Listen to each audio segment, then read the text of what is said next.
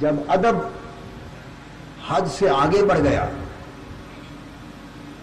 ادب غیر معمولی طور پہ حد سے آگے گزر گیا، تو بے ادبی کیا ہوگی؟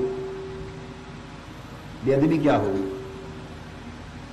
اب آپ کے لیے میرے لیے تو یوں کہا، کسی نے یہ بات کہی تو بے ادبی ہو گئی، یہ بات کہی بے ادبی ہو گئی، کوئی سخت کلمہ بولا بے ادبی ہو گئی، مگر حضور علیہ الصلوۃ والسلام کی ادب کی چونکہ حد ہی کوئی نہیں، تعظیم و تکریم کی چونکہ حد ہی کوئی نہیں، تو حضور کی ذات کے لیے بے ادبی کیا ہے یہ سمجھانا چاہتا ہوں۔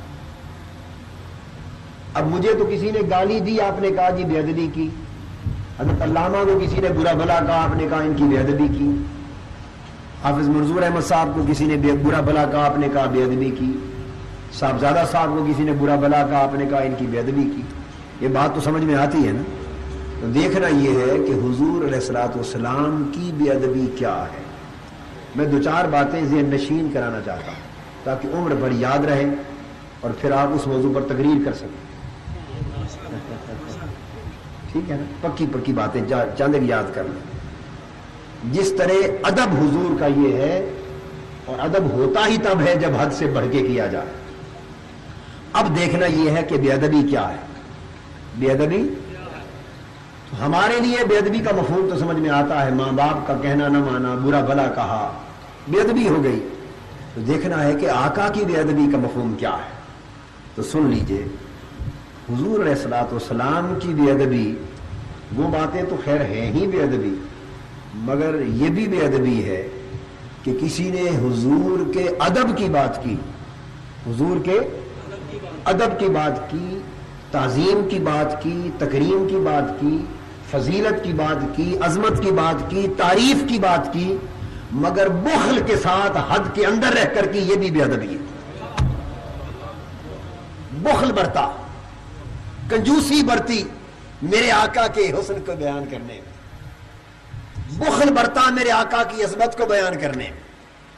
بات قابل توجہ ہے۔ وہ شخص مقرر ہے، مبلغ ہے، مصنف ہے، جو بھی ہے، کر تقریر رہا ہے حضور کی شان میں، کیا حضور علیہ الصلوۃ والسلام کی شان میں بول رہا ہے، مگر لگتا ایسے ہے، بیان تو شان کر رہا ہے، مگر یوں ڈر رہا ہے کہ کہیں حد سے آگے نہ بڑھ جائے۔ بات ادب مصطفیٰ کی کر رہا ہے، مگر یوں لگ رہا ہے کہ کہیں حد سے آگے۔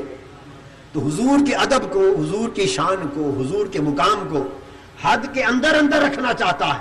تو جو شخص اس طرح آقا دو جہاں کی عظمت کے بیان کو حدوں کے اندر ڈال کر بات کر رہا ہے، وہ بات عظمت کی کر رہا ہے مگر بے ادب ہو رہا ہے، وہ بے ادب ہو رہا ہے۔ تو گویا حد سے بڑے ہوئے ادب کا ذکر حد کے اندر کھینچنا، یہ بخل ہے عظمت مصطفیٰ کے بیان میں، یہ بخل ہے شان مصطفیٰ کے بیان میں۔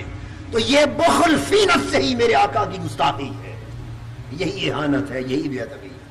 باقی بات تو پھر بڑی دور کی رہ جاتی ہے۔ اب بات کو سمجھ رہے ہیں نا؟